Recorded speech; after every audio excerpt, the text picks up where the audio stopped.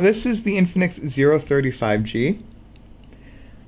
This is a very interesting device actually because it just comes with a lot in it. So to talk about the specs, it comes with a MediaTek Dimensity 8020, 5G, Wi-Fi 6. It has DTS, dual speakers, and it claims high res, but I mean high res, DAC isn't the best in here for high res.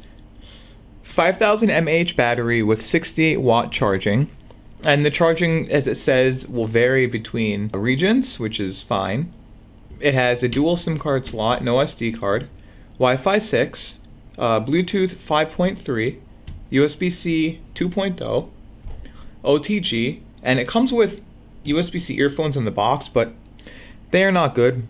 I do not like them, and they're just not the best. Now, it has an FM radio built in, but you need to plug in an adapter that will allow you to do it, so like USB-C earbuds. But if you plug in a USB-C to 3.5 and then earbuds, it will tell you that it doesn't work. And then it has NFC. And that may depend on the region you're in, but it's okay. And then it has 256 gigs of storage, nothing more, nothing less. 8 gigs of RAM or 12 gigs of RAM at UFS 3.1 with LPDDR4X, which is actually very fast, in my opinion. It has a 6.7-inch full 1080p HD display with a curved screen, which I'll talk about later on. AMOLED at 950 nits peak brightness, which outdoors I actually thought it was very bright. Like I could read, I could do things. Watching a video outside looked really good. And even HDR looked very bright. And it works at 60, 90, or 144 Hz with a 360 Hz touch sampling rate. Now, it says it has a 92.7 screen-to-body ratio because, as you can see over here, there is still a bezel around the curve, which, why even add a curve if you're going to have a bezel? Now, the bottom and top, fine, but the bezel itself. Now, the model number is the X6731, and the code name for this device is Tiramisu. It comes in Android 13, and it comes in 3 colors: Golden Hour, Rome Green, or Fantasy Purple. Now, to start this off, let me talk about the pros and cons of this device. So the pros is that we have a proper working fingerprint sensor in the screen, which is actually quite fast, as you can tell. And it claims to be about 234 millisecond fingerprint unlocking. So if I just go like this, it works, it's fast.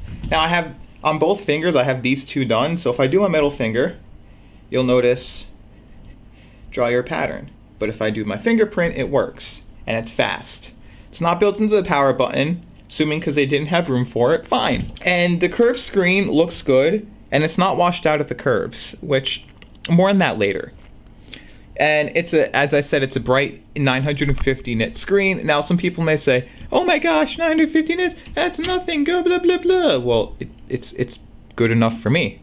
I actually thought outdoors it was good compared to my Poco F4 that I used as my daily driver until I got this thing. It just as good in my opinion. It has a fast 68 watt charging, which again varies on the voltage and the region. Maximum output in some regions, but like it's 68 watts, and I think it can charge up to about in 45 minutes to full. And it has a 5000 mAh battery with about 5 to 6 hours of screen on time. Some may get more, some may get less, but I'm getting about 5 to 6 hours of my usage. And then it has a clear 108 megapixel optical image stabilization sensor that is used for 3 times zoom. Now, my cons are the XOS is very weird. Now, what I mean by that is just the software in general, I think, can have so many improvements that I think should be done. And I'll cover a separate video on my XOS improvements I think can be done, especially for this phone. Because like if you look at this right now, I swipe up, you can see I have the fingerprint here. But let's say I swipe up. Now what? Draw my pattern, but where is the fingerprint? It's not there. There's no way for me to use the fingerprint without pressing back and pressing it. Samsung phones, you swipe up and the fingerprint, or this pad, the password goes up and you still have access to your fingerprint. And due to software, it'll randomly freeze me out of an app. So sometimes I'll just go frozen and I'll have to swipe up and I'll have to wait for the system OS to crash and it to just restart itself. And there's no way to turn off apps being added to my home screen. So sometimes on the secondary screen, so let's just do this for example. I'll click send to home screen. And what it will do is when I download a new app, it will automatically add it to a second screen where I then have to go and click remove. And then what'll happen is, as I do that, there's no way also, as you can tell, if I want to swipe it around, you have to actually press send to desktop to get this to be sent straight to your desktop. So there's no way around you having your desktop without that. So if I go into my settings and I go through appearance, there's nothing on disabling add to home screen. Now, for some reason, I can't get it to charge with some chargers like the Nintendo Switch charger. Luckily, I have one sitting right here. As you can tell, it goes to charge, and then if I swipe down, like I'll do this, if I do this, it will go to charge for just a second, and then it will stop. But for some reason now it's not even charging doing that. Like, why? That makes no sense. It's not even like it's a crazy charger or anything. And then curved screen makes finding screen protectors harder because as you can see over here, you will notice that right over here, there is actually a dot. And that was caused by putting it into my pocket. And for some reason, it won't go away. Like, it's a good screen protector. I'm not saying it's not. It's one of those rubber type screen protectors. But it's just something that I don't think will go away anytime soon. And if I peel off the screen protector, I'll have to go on AliExpress and I may not get one that covers the whole screen. It'll be a whole mess because they don't even sell this phone here currently. Let's jump onto the design, which is a hit or miss for some people because the camera bump is very big. It takes up a ton of the top of the phone, and for most people, it won't even be their cup of tea. And for sure, it isn't mine. Like, I think they could have done this. 2 megapixel depth sensor, which does crap to the phone. Like, I don't think I've seen a use for it. When I cover it up and take photos, I don't see a use for it at all. Like, make it double and then add your 4 LED flash over here. The back of the phone on my green variant is covered by what they call fake leather. But it feels just like rubber, so I actually have been using their case. I took it off for the video. And I just have to use their case, otherwise I can't stand the feel of this rubber.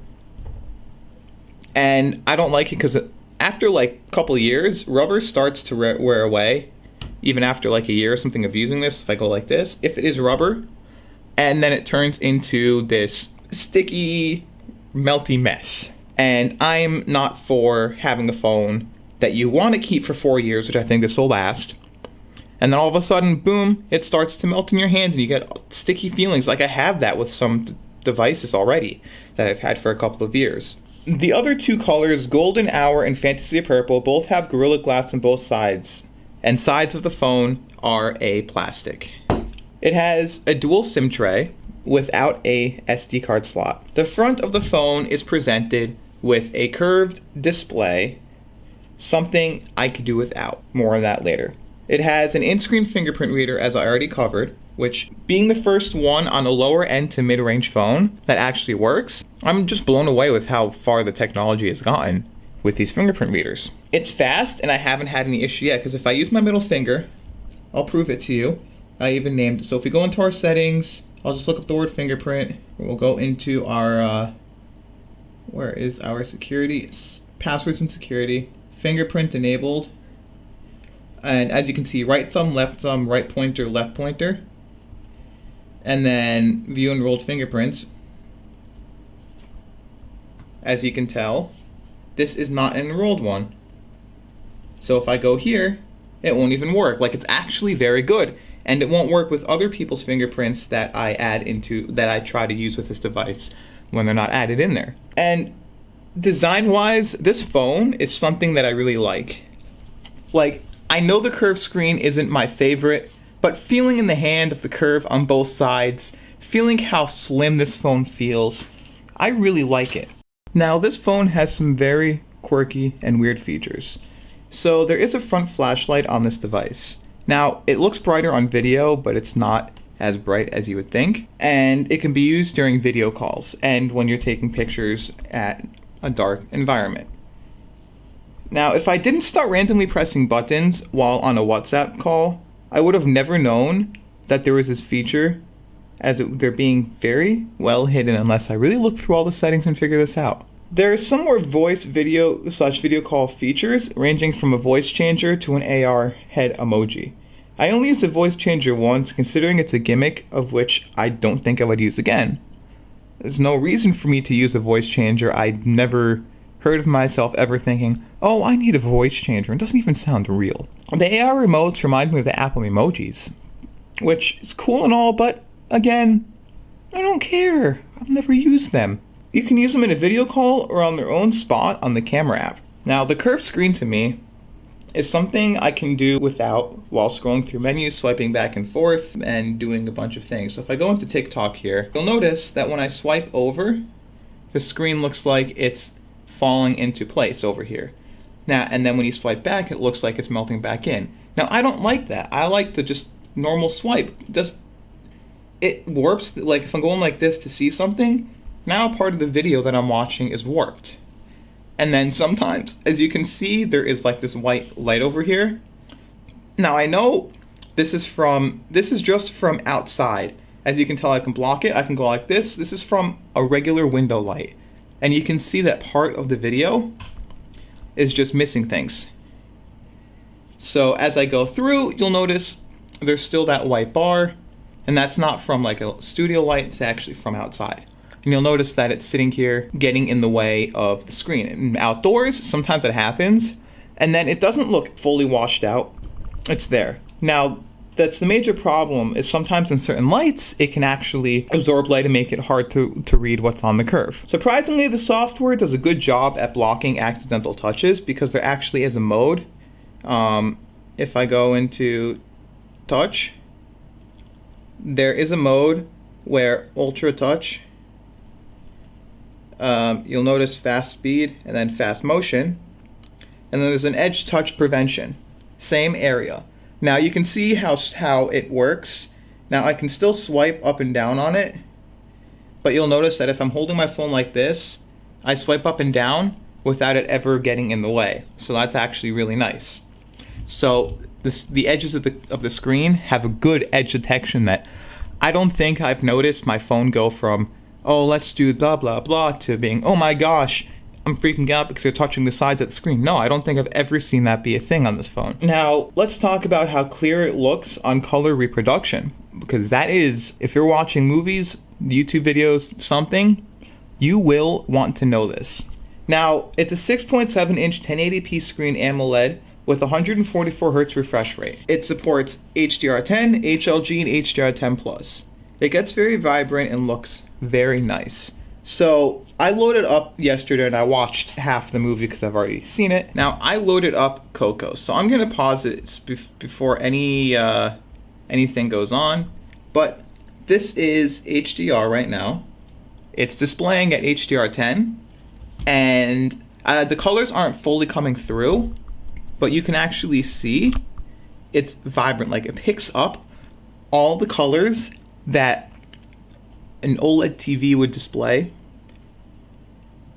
Other TVs, like all these things, it picks it up super well. Like, for content, I am actually loving this display. Like, the amount of color reproduction on this display, and this is not me trying to oversell anything here. And I'm not overselling this. The amount of color reproduction, though, that I have seen so far on this display, compared to some other phones that I've tested, I really think that this is a display that I would love to see on a smartphone in the future. Yes, this phone is amazing, but for other smartphones, I'd love to actually see a display like this in the future on more smartphones. Now, battery life has been excellent in the past week and a half. Running a 5,000 mAh battery, it can run me a full day of usage at around 5 to 6 hours of screen on time.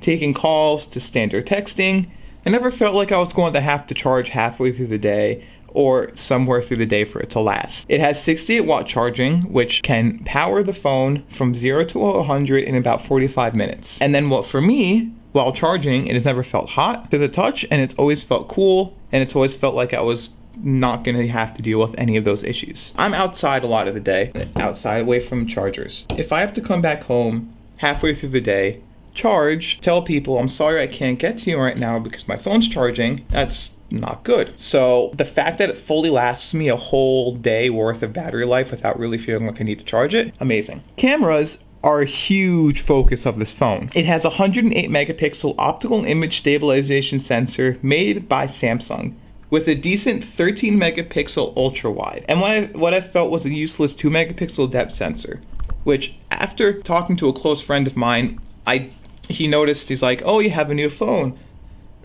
I'm like, yeah, it's one that I can't really talk about yet due to the embargo and release date of this phone, but I'm like, but it has a useless 2 megapixel sensor. It's like, what is it even used for? I'm like, it says depth, but I don't really know. It's like, oh, that feels so useless to have on this phone.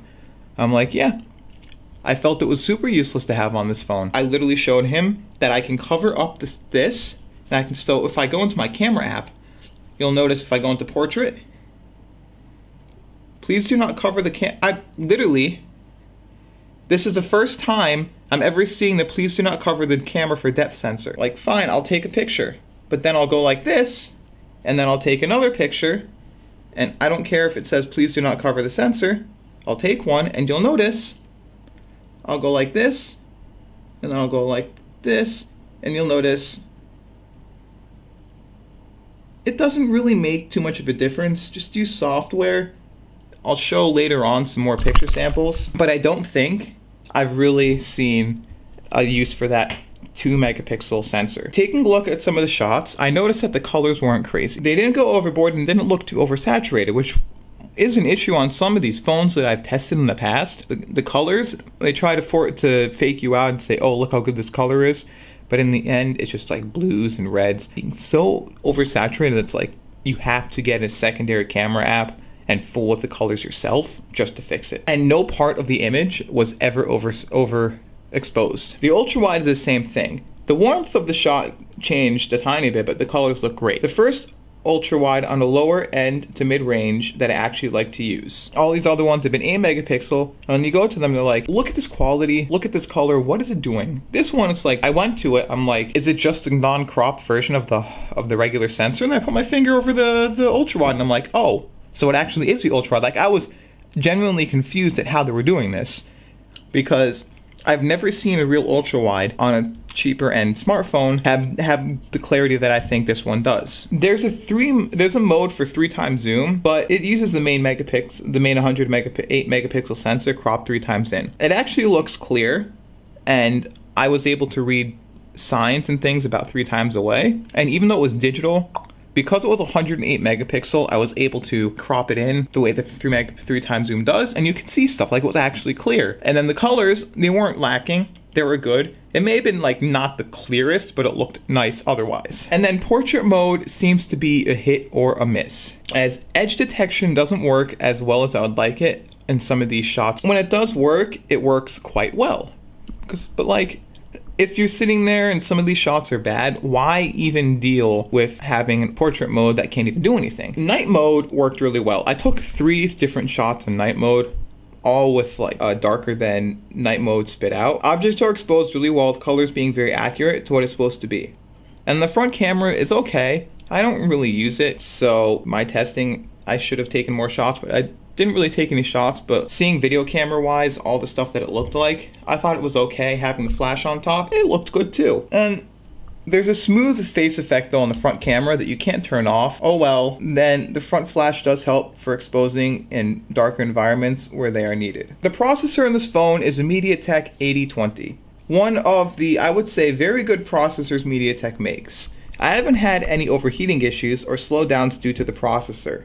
It would always stay cool even when being used in direct sunlight. Performance, on the other hand, seemed to be dictated by software, where every once in a while I would open up YouTube, I would start playing something, I would go, let's say I clicked on this, and all of a sudden it would happen to just start to stutter, so I'd have to go home, wait a second, press that, go like this, and then press play, and then it would work again. And that would happen every once in a while. And then the same thing with games. Like sometimes it would just start to freeze the tiniest bit, and you would notice frame drops. And then you'd close it for a second, you open it back up, and you're like, oh, working again, congratulations. It was the stupid little clicker games that don't use a ton of power, that even on the lowest end phones, they can still run perfectly fine.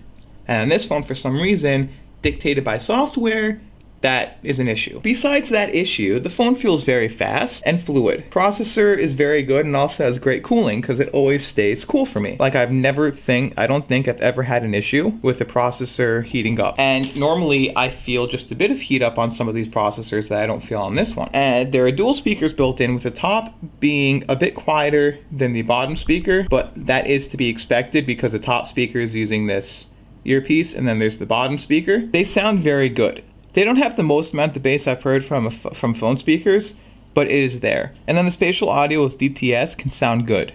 There were 3 videos I tried that made me wonder where the sound came from. Like I sometimes thought it was coming from that direction. I had the phone like this, and I thought it was coming from like up around me, and it was weird. But it was cool at the same time that something like this could actually work on a phone. And the stereo sound is very clear. The sound gets properly balanced out of both sides, so aren't normally only just hearing this side the whole way. You're actually hearing this side perfectly fine with the earpiece. And not a lot of bass, but the treble isn't like crazy out there that it feels like it's overpowering things. And I actually enjoy the speakers that this phone has to offer from the stock of the phone. Now, all in all, this phone looks and performs great. Comes with a very good camera, 6 to 8 watt charging, and very premium feel. I feel as if it checks the boxes for great phones, with pricing starting around $339 US. It's hard to not pick one up if you are in the market for a new phone. And I recommend this phone if it's available in your region, because for me, it's not available, so I can't really recommend it here. But in your region, I actually think if it's properly priced to about $339, with 256 gigs of storage for the base model with 8 gigs of RAM, and then it bumps up to 256, I think that this is a very good phone, and I think it's definitely worth checking out if you can check one out, and if you think and you can try and see if it's worth it for you to pick up. Anyway, if you did like this video, please rate, comment, subscribe, give it a thumbs up, and as always, enjoy the rest of your day.